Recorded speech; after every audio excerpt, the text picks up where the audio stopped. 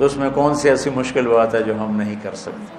وہ جی آپ تو تقوی والے ہیں، ہم تو بڑے گناہگار ہیں، یہ کہہ کر ہر حرام کرتے ہیں، اور یہ ہم تو دیکھو یہ ایک تقسیم آئی ہے لفظی جس نے بڑا نقصان پہنچا ہے۔ آپ تو جی دیندار لوگ ہیں، ہم دنیا دار لوگ ہیں۔ آپ دیندار ہیں، آپ کو تو کوئی غلطی نہیں کرنی چاہیے، اور ہم دنیا دار ہیں، ہم شراب بھی پئیں تو ٹھیک ہے۔ آپ تو داڑھی والے ہیں، آپ کی تو نظر بھی کسی طرف نہیں جانی چاہیے، اور ہم دنیا دار ہیں، ہم ساری رات زنا کریں تو کوئی بات نہیں کہ ہم دنیا دار۔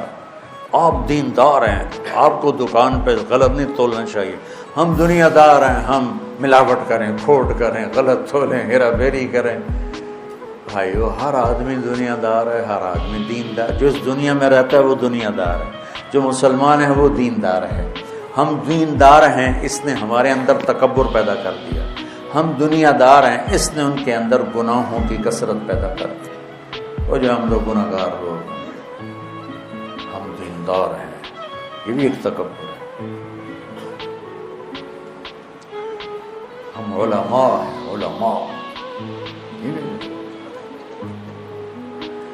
میں ایک دفعہ گیا، برائمنٹ سے پڑھتا تھا گورنمنٹ کالج، میرے دوست آ گئے، نیو ہاسٹل میں شفٹ ہو گئے، ان سے ملنے گئے، تو ایک ہمارا سینٹرل ماڈل اسکول کا ساتھی تھا، ہم سے 1 سال آگے، ڈاکٹر ظہیر، اب وہ فیصل آباد میں ہوتا ہے، وہ چلا گیا کنگ ایڈورڈ میڈیکل کالج۔ تو شام کو ہم نیو ہاسٹل میں سارے اکٹھے، میں ریمنڈ سے درویش سر، وہ سارے بڑے بابو صاحب بنے ہوئے، تو وہ ظہیر میرے سامنے بیٹھا تھا اور میں یہاں بیٹھا تھا، اور نیو ہاسٹل کی کینٹین باہر ٹیبل لگے ہوئے تھے صحن میں، اس میں ہم کچھ سنیکس وغیرہ کھا رہے تھے۔ مجھ سے پوچھتا ہے طارق کیا کر رہے ہو؟ میں کہا میں مولوی بن رہا ہوں۔ اچھا ہم اسکول سے اکٹھے تھے، وہ میرے گھر کو، خاندانی حالات کو اچھی طرح جانتا، لیکن مولوی کے لفظ کی جو حقارت تھی، وہ مجھ سے کہنے لگا تو روٹی کہاں سے کھاؤ، روٹی کہاں سے کھاؤ، ایسے بیٹھا۔ میں نے کہا اللہ کھلائے گا، کہنے لگا اللہ آسمان سے پھینکے گا، بے تکلفی تھی نا۔ تو میں نے کہا تو کہاں سے کھائے گا؟ اب دیکھو وہ یہاں بیٹھا ہوا تھا، ایسے ٹیکے لگا، میں کہا تو کہاں سے کھائے گا؟ میں ڈاکٹر بن رہا ہوں، سمجھے کہ میں نے ڈاکٹری کھوائے گی۔ میں کہا تو ڈاکٹر بن کے کھا لے گا تو میں مولوی بن کے بھی کھا لوں گا۔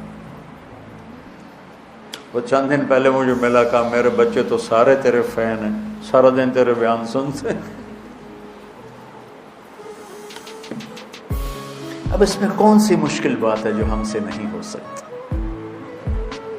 بھائیو سب دیندار ہیں، سب دنیا دار ہیں، اس تقسیم کو توڑو کہ آپ تو دیندار ہیں۔ تو اب اس کے 2 نقصان ہیں کہ وہ کہتا ہے کہ طارق جمیل سے تو خطا ہونی نہیں چاہیے، یہ دیندار ہے، اور طارق جمیل کہتا ہے میں بڑا سپر مین ہوں، میں دیندار ہوں۔ دوسرے کا تاثر غلط ہو گیا کہ یہ تو اب غلطی کر نہیں سکتا، اس نے پگڑی باندھ لی، اس نے داڑھی رکھ لی، اور اس نے ممبر پہ بیٹھ، یہ تو اب ہو گیا فرشتہ، یہ تو گناہ کر ہی نہیں سکتا۔ اس کا ذہن خراب ہوا، میرا ذہن خراب ہوا کہ میں تو بہت نیک آدمی ہوں۔ دنیا دار سے کیا ہوا؟ اس نے ہر شریعت کا قاعدہ توڑ کے ہر حرام میں منہ مارا اور کہا میں تو دنیا دار ہوں۔ اس کا نقصان ہی ہوا، میرا نقصان کیسے ہوا؟ میں نے اسے حقیر نظروں سے دیکھا، یہ بھی کوئی انسان ہے؟ جوئے کھیلتا ہے، شرابیں پیتا ہے۔ تو بھائیو ہر انسان مسلمان دنیا دار ہے، ہر مسلمان دیندار ہے۔ تو یہ ہدایت کی کتاب ہے، لیکن کس کے لیے؟ جو تقوی اختیار کرے۔ تقوی اختیار کرنے کے لیے کوئی جنگلوں میں نہیں جانا پڑتا، یہ چند باتیں کر لو تو تقوی آ جائے گا۔ دیکھو ابو علی رحمت اللہ علیہ 6 صدی کے ایک عالم ہیں بغداد میں، وہ درس قرآن انہوں نے شروع کیا، سورہ بقرہ سے شروع کیا، 26 برس گزر گئے، سورہ بقرہ ختم نہیں ہوئی اور وہ مر گئے۔ اب میں 1 گھنٹے میں سورۃ بقرہ تو ان کی تو سنا، میں تو چند آیات ہی بتا سکتا۔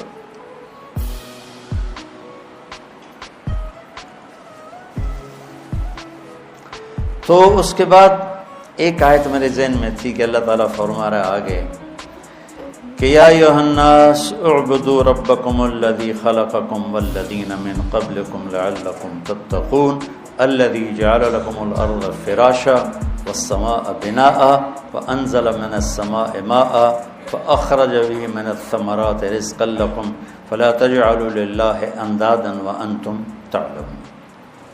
پہلے اللہ اپنا تعارف لے کے آ رہا ہے، سورۃ فاتحہ میں لے کے آ رہا ہے اللہ کو سب سے زیادہ پسند اپنی تعریف ہے۔ اللہ کو دعوت دینے والا کیوں پسند ہے؟ اس کی تعریف کر رہا ہے۔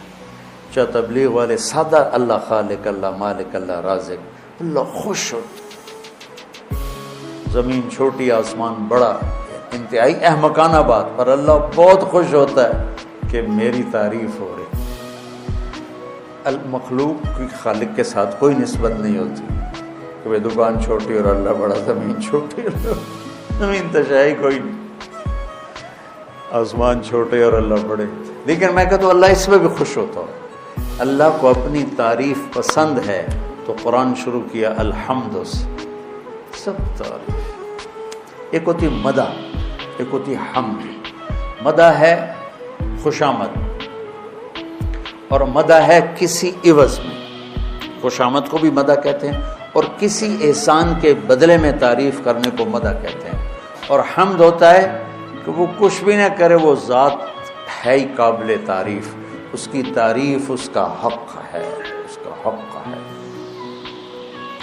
تو جس میں کوئی خوبی دیکھو اس کی تعریف کیا کرو، خوشامد نہ کیا کرو، تعریف۔ آپ نے حدیث سنی ہوگی مشہور، جو تمہاری تعریف کرے اس کے منہ میں مٹی ڈالو، سنیے، تعریف مراد نہیں ہے، خوشامد مراد۔ تو خوشامد آدمی کو تباہ کر دیتی اور اس کی حوصلہ افزائی نہ کرنا بھی اس کو توڑ کے رکھ دیتی۔ جیسے میرے نبی نے خود اپنے صحابہ کی تعریف کی۔ تو خوشامد ہمارے دینی حلقوں میں بھی ہے، تھوڑا سا کوئی دنیا کے لحاظ سے بڑا ہو جائے اس کی خوشامد، کوئی دین کے لحاظ سے بڑا ہو جائے اس کی خوشامد۔ ہم ایک بڑے شیخ سے ملنے کی، ہمارے بڑے مشائخ میں سے، اس کے چشتی سلسلے کے، تو وہ تشریف فرما تھے، ہماری جماعت گئی، ان کے مریدین بیٹھے تھے کہ میں آپ کو دیکھو آنکھوں دیکھا بتا رہا ہوں، سنا ہوا نہیں بتا رہا ہوں۔ تو پیر صاحب کچھ بولنے لگے تو انہوں نے کہا ہوتا بعض اوقات آدمی بات کرنے سے پہلے جیسے یہ گانے والے وہ راگ لاپتے ہیں تاکہ اس راگ پہ گانے کو لا سکے۔ تھوڑی تھوڑی میرے اس زمانے پرانے کی یادیں الو کی پٹھی آ جاتی ہیں۔ وہ فرمانے لگے ابھی انہوں نے اتنا ہی کیا تھا تو مریدین کہنے لگے سبحان اللہ۔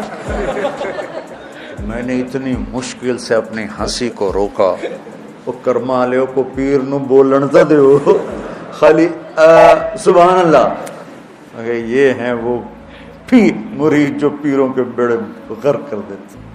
ہماری کوئی دنیا میں بڑا بن جائے، افسر بن جائے، بڑا ذمہ دار ہو، بڑا تاجر ہو، بس اس کو اتنا مکھن لگاتے ہیں کہ وہ بے وقوف سمجھتا ہے میرے تو بڑا افلاطون ہی دنیا کو۔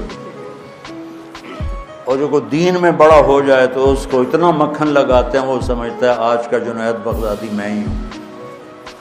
تو یہ دھوکہ نہ دینا کسی کو۔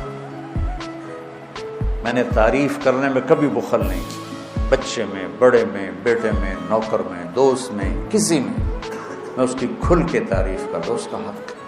خوشامد نہیں کی زندگی بھر اور تعریف میں بخل نہیں کیا، خوشامد کے قریب نہیں گیا، یہ منافقت ہے۔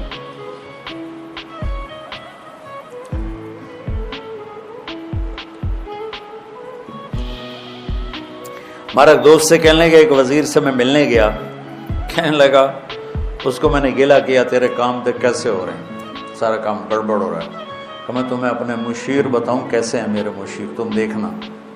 کہ جب ایسے میرے مشیر ہوں گے تو میں خواب کام کروں گا. کہ کیا دیکھنا؟ کہ اس نے بیل بجائی، کہ فلاں کو بلاؤ، اس کا جو ساتھ تھا پیے وغیرہ جو بھی تھا. تو اسے کہتا ہے سنائیں، یہ سندھ کی بات، سائیں سنا ہے خشک سالی ہے، بارشیں کوئی نہیں ہوئی. ہاں سائیں، دیہات اجڑ گئے، پانی کا قطرہ نہیں ہے، لوگ بھی تھر کے لوگ بھی مر رہے ہیں. جی آپ نے سائیں سچ کہا ہے. شیو لے